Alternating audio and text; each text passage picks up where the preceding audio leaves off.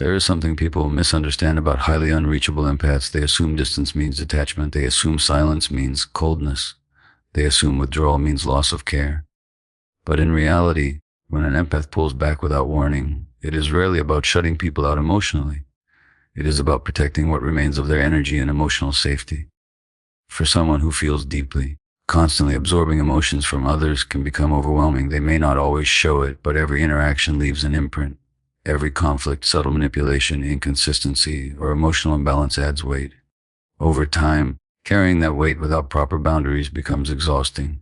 So at some point, the system shuts down excess access. The withdrawal does not happen dramatically. It happens quietly. The empath stops responding as quickly. They stop over-explaining. They stop chasing clarity from people who repeatedly create confusion. They begin conserving their words, their emotional reactions, and their vulnerability. To outsiders, this shift may feel sudden, but internally, it is usually the result of accumulated experiences. Many highly unreachable empaths have already tried openness. They have tried direct communication. They have tried forgiveness. They have tried giving people second chances with hope that things would improve. When those efforts repeatedly fail to create change, something inside them learns. It learns that availability without boundaries invites imbalance. So withdrawal becomes a form of self-regulation. It is not punishment toward others, it is restoration for themselves. By stepping back, they create space to process emotions without interference. They allow their nervous system to calm instead of staying in constant reaction mode. This behavior often confuses people who benefited from their accessibility. When access decreases, some may feel rejected. Others may attempt to regain control by pushing for attention or emotional engagement. But the empath is no longer operating from guilt. They understand that their peace is not negotiable. The withdrawal is not about shutting doors forever. It is about controlling who gets proximity and under what conditions. If safety and consistency return, engagement may return too. But until then, distance remains a protective choice, one made from awareness, not anger. Highly unreachable empaths develop the habit of observing first and participating later because experience has taught them that not everything deserves immediate emotional investment. They have learned, sometimes through painful encounters, that jumping into situations too quickly often leads to overexposure, misunderstanding, or emotional drain. So instead of reacting instantly, they pause. That pause is powerful. When they enter a room or a conversation, they quietly assess the atmosphere. They notice tone shifts. They observe body language. They pay attention to inconsistencies between words and behavior. They listen not only to what is being said, but to what is left unsaid. This deep observation allows them to understand dynamics before revealing anything personal about themselves. To others, this silence might appear like disinterest or emotional distance. People may wonder why they are not as expressive or reactive as before. But in reality, they are calculating emotional safety. They are determining whether the environment is stable enough to open up. This pattern often develops after repeated experiences where openness was met with judgment, manipulation, or misuse. When vulnerability has been exposed and not handled carefully, the mind learns to protect it more carefully the next time. So instead of sharing freely, the empath studies trust over time. Participation becomes intentional rather than automatic. They engage when they feel alignment. They contribute to conversations when there is mutual respect. They open up gradually instead of disclosing everything at once. This slow approach is not about secrecy, it is about discernment. Observation also gives them clarity about people's true intentions.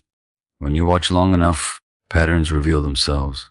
Words may promise loyalty, but actions show consistency or lack of it. The highly unreachable empath trusts patterns more than persuasion. Because of this behavior, they are often misunderstood as emotionally unavailable. But in truth, they are emotionally selective. They do not give access to everyone. They test the environment before revealing their depth. This shift protects them from repeating old mistakes of trusting too quickly. It allows them to maintain control over who receives their energy, and through observation first, they ensure that participation happens only where it is safe, balanced, and genuine. For highly unreachable empaths, boundaries rarely appear suddenly, even if it feels that way to others. What people see as a sudden change is usually the result of a long internal process. They tolerated behavior for a while. They adjusted, they forgave, they communicated, they gave chances. And only after repeated patterns proved unchanged did their limits become firm.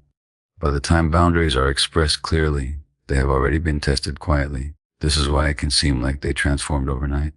In reality, their nervous system reached a point where it could no longer ignore discomfort. Subtle emotional violations, small dismissals, inconsistent behavior, and unbalanced effort accumulated over time. Each incident alone may have felt manageable. Together they became overwhelming, so the boundary emerges. It might sound direct. It might sound firm. It might even feel unfamiliar to the people who were used to unlimited access. But for the empath, that boundary is not about punishment, it is about preservation. They no longer explain themselves repeatedly to gain understanding. They no longer justify their limits to convince someone to respect them. They simply state what works and what does not. If the boundary is honored, connection can continue. If it is ignored, distance naturally follows. This clarity often surprises others. Some people interpret strong boundaries as rejection because they benefited from flexibility before. When rules were undefined, they had more control over the dynamic. But once expectations become clear, accountability increases. And not everyone is comfortable with that shift. For the highly unreachable empath, however, this firmness feels empowering. They finally understand that protecting their emotional energy is more important than maintaining access to everyone. They recognize that love does not require tolerating disrespect. They realize that respect is a prerequisite for closeness. Boundaries also reduce internal conflict. Instead of feeling resentment for saying yes when they meant no, they now choose alignment. Instead of suppressing discomfort to avoid tension, they speak early. This prevents emotional buildup and silent frustration. Over time, these boundaries strengthen their sense of self. They no longer fear losing people for standing up for their needs. Because the right connections adapt, and the wrong ones reveal themselves. And in that revelation, clarity replaces confusion. One of the most misunderstood traits of highly unreachable empaths is that they no longer chase connection the way they once did. In the past, they might have been the ones reaching out first, checking in consistently, initiating conversations, and trying to repair silence before it turned into distance. They believed effort alone could sustain relationships, but experience taught them something different. They learned that one-sided effort eventually leads to emotional depletion. When they were always the one initiating, always the one understanding, always the one accommodating, the imbalance became obvious. So instead of continuing to overextend, they shifted their approach. Now they respond rather than chase. This means they observe who makes effort and match it. If someone reaches out with genuine intention, they engage openly. If someone withdraws without explanation, they do not panic or pursue aggressively to regain attention. They allow space. They allow silence to reveal priority. This shift feels uncomfortable at first because it goes against the old conditioning of proving worth through availability. There was a time when they may have feared that stepping back would result in abandonment. So they stayed active in maintaining connections even when reciprocity was lacking. But now they understand something powerful. Connection that depends solely on their effort is not sustainable. By stopping the chase, they reclaim balance. They stop carrying conversations alone. They stop forcing engagement from people who show minimal investment. Instead of trying to convince someone to value them, they watch whether actions reflect value naturally. And often, this behavior exposes truth. Those who genuinely care adjust their effort without resistance. Those who are comfortable benefiting from the empath pursuit may feel the gap when it disappears. The change in dynamic becomes clear quickly. Responding instead of chasing does not mean they are passive, it means they are intentional. They choose where to direct their energy based on mutual participation, not emotional attachment alone. This transformation strengthens their self-respect. They no longer measure connection by how hard they fight to maintain it. They measure by how evenly effort flows. And in doing so, they protect themselves from repeating patterns of over-investment in relationships that were never reciprocal. One of the most powerful shifts for highly unreachable empaths is learning to protect their emotional access.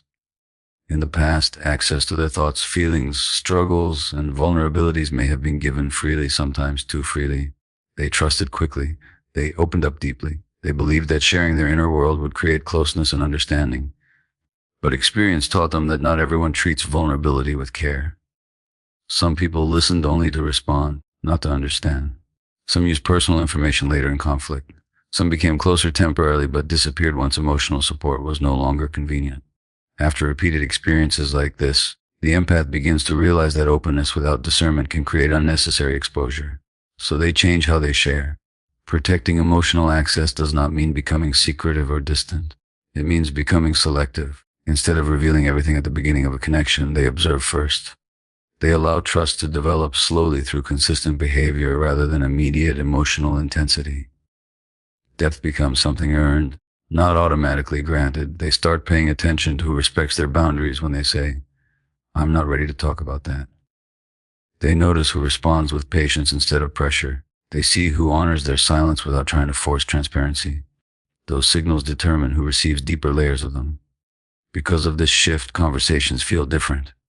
They no longer overshare to create intimacy. They no longer disclose personal struggles in environments that feel unstable. They protect sensitive experiences from people who have not proven emotional maturity.